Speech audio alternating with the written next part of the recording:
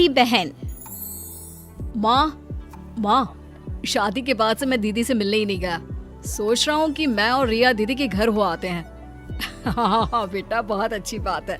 उसे भी अच्छा लगेगा रिया से मिलकर। वैसे भी रिया शादी के बाद से कहीं नहीं गई। रिश्तेदारों के घर जाएगी तो एक दूसरे को समझेंगे। मोहन अपनी नई नवेली बीवी रिया को लेकर बहन के घर जाता है। अरे वाह, क्या बात है रिया और मोहन। अच्छा हुआ तुम लोग आ गए। सासू माँ, अरे ओ सासू माँ, कहाँ अंदर माला पकड़कर बैठ जाती हैं? देखिए तो कौन आया है। भाई भाभी आए हैं मेरे 2-4 दिन के लिए। तभी ससुर जी आते हैं। अरे मोहन बेटा, कब आए? अरे वाह, बहुरानी भी आई है। अच्छा है, अच्छा है। अरे सुनती हो, बहू का भाई आया है। तभी बहन जोर से चिल्लाने लगती है। हाँ आया है तो क्या? बुड्ढे, इस फिराक में ना रहना कि मेहमानों के लिए समोसे आएंगे तो तुम दोनों भी लपक लोगे। अरे जाओ अंदर के कमरे में। और सासू माँ, हाथों में मेहंदी लगी है क्या, जो अब तक पानी का गिलास नहीं आया? मोहन और रिया बहन सुनैना की बात से बहुत दुखी हो जाते हैं। दीदी, मैं छोटी हूँ और मेरा बोलना अच्छा नहीं लगता, लेकिन प्लीज आप ऐसे बात ना करें। जीजा जी आपको कुछ कहते नहीं है क्या? आप उनके माता पिता से ऐसे बात करती हैं तो। ओ प्लीज रिया, छोटी हो, छोटी बनकर रहो। और तुम तो बहुत किस्मत वाली हो जो तुम्हें मेरे माता पिता जैसे सास ससुर मिले हैं। अरे ऐसे मिले होते ना जैसे मेरे सास ससुर हैं, तब पता चलता तुम्हें। अरे फिर भी दीदी, आपको ऐसे बात नहीं करनी चाहिए। मैं तो हैरान हूँ जीजा जी पर। सभी बात कर रहे होते हैं कि सास पानी का ग्लास लेकर आ जाती है, लेकिन जैसे ही वो ग्लास टेबल पर रखती है, हाथ कांप जाता है और ग्लास गिर जाता है। मैं आप ही साफ कर देती हूँ बहू, माफ कर दो। अरे नहीं नहीं आंटी जी, आप बैठिए, मैं साफ करती हूँ, कोई बात नहीं। रुको रिया, इनकी हिम्मत भी कैसे हुई ग्लास गिराने की? एक काम ढंग से नहीं कर सकते। रोटी खाने को दो तो बहुत जल्दी हजम हो जाती है इनसे। सास को बहुत बेइज्जती महसूस होती है। सुनैना सास को बोले जा रही थी कि तभी वहाँ ससुर आ जाते हैं। वो रोकर हाथ जोड़कर बहू से कहते हैं, हम तंग आ चुके हैं बहू, तो हर किसी के सामने हम लोगों की बेइज्जती करती है। तेरी सास को मैंने कभी नहीं डांटा, लेकिन तू छोटी छोटी बात पर उसे बोलती है। मुझे ये बिल्कुल अच्छा नहीं लगता। अब हम लोग जा रहे हैं। अरे कैसी बात कर रहे हैं अंकल, आप लोग कहीं मत जाइए, मैं दीदी से बात करता हूँ। अरे जाने दो भाई, सब नाटक है। पहले भी कई बार जाने की धमकी दी है, लेकिन कहीं जाते नहीं है ये लोग।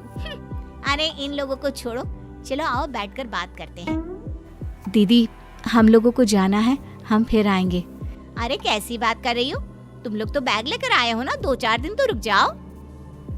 क्या रुके दीदी, तुम्हारी हरकत देखकर तो अब मन ही नहीं करता तुम्हारे घर रुकने का।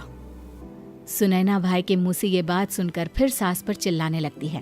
देखा कैसे तुम लोगों के कारण मेरे भाई और भाभी रुकना नहीं चाहते इस घर में। अरे पता नहीं कब तक मेरे सीने पर बैठे रहेंगे आप।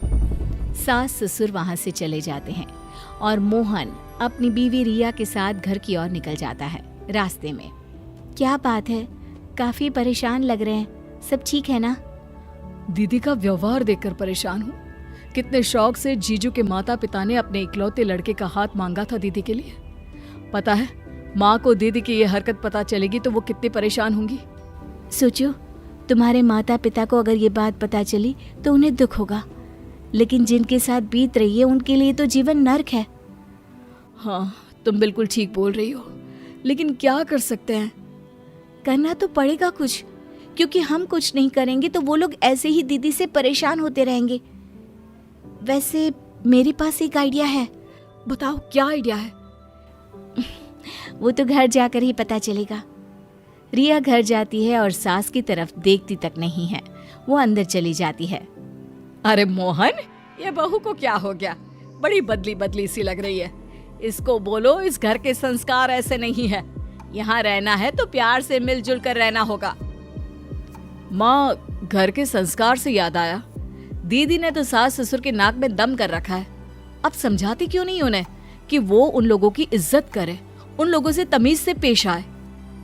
मोहन को लगता है कि शायद माँ ये सुनकर दुखी हो जाएंगी, लेकिन उल्टे उसकी माँ कहती है, अरे सब पता है मुझे वहाँ क्या चल रहा है, एक एक बात बताकर चलती है वो मुझे। अरे कहा है कि इज्जत करना उन लोगों को, बड़े पागल है वो लोग।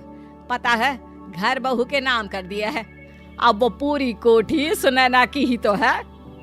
हाँ माँ, ये मुझे पता है। उनके ससुर ने कहा था कि हम लोगों की बेटी नहीं लेकिन बहू के रूप में हमें बेटी मिली है तो घर उसके नाम कर देंगे। लेकिन इसमें क्या गलत कर दिया उन्होंने? अरे कैसी बात कर रहे हो बेटा, गलती नहीं की, बहू को सब दे दिया। अब क्या चाहिए उसे जिसके लिए वो उन लोगों को पूछे? तुम भी ना बहुत भोले हो। तभी रिया सारा सामान पैक करके आती है और मोहन से कहती है, देखो ये बुढ़िया जीते जी तो मुझे ये मकान देगी नहीं, लेकिन हाँ ये मर जाए तो फोन कर देना, मैं आ जाऊंगी। ये बोलकर रिया मोहन को आंख मार देती है। मोहन समझ जाता है कि ये रिया की चाल है। वो माँ की तरफ देखता है और कहता है, मैं तुम्हारे बिना क्या करूंगा, इनसे तो 2 रोटी बनती नहीं, भूखा ही मारेंगे मुझे भी। चलो मैं भी चलता हूँ, कहीं किराए का मकान ले लेते हैं। अरे कैसी बात कर रहे हो तुम दोनों, घर कैसे चलेगा? यही सोचकर शादी कराई थी क्या? अरे कमाई तो एक ही की है ना। ये क्या बात होती है माँ जी, घर मेरे नाम करो नहीं तो मैं चली। अरे अब नहीं बहू, ऐसा मत बोल। देख मैं घर का सारा काम करूंगी, अरे कोई डिमांड भी नहीं करूंगी, बस घर पर रहो तुम दोनों। माँ हम कोई नौकरानी रख लेंगे, आपका वहाँ क्या काम, फिर दुनिया भी क्या बोलेगी। अरे नहीं नहीं रिया, चलो मैं भी सामान पैक करके आता हूँ। तभी सास भागकर बेटी को फोन करती है और घर बुलाती है। बेटी माँ के पास आती है। क्या हो गया मोहन? मेरे घर तो तू बड़े भाषण दे रहा था कि सास को ऐसे रखो वैसे रखो, और यह तुम तो बोल रही थी कि सास को माँ की तरह मानो। फिर क्या हो गया तुम्हें? वो क्या है ना दीदी, मैंने आपको देखा और आपसे यही सीखा कि सास को मुट्ठी में रखो, पूरा घर खुद के नाम कर लो और सास को नौकरानी बना दो। ठीक है ना? जैसे आपने अपनी सास की बेइज्जती कर रखी है वैसे मैं भी इन लोगों की करूंगी। थैंक्स दीदी, ना मैं आपके घर आती और ना ही मुझे ये सब पता चलता। अब तो सुनैना समझ चुकी थी कि वो क्या गलती कर रही है। वो सभी से माफी मांगकर अपने ससुराल चली जाती है और अपने सास ससुर से कहती है, मुझे माफ कर दीजिए, मुझसे बड़ी भूल हो रही थी, मैं आगे से कभी ऐसा नहीं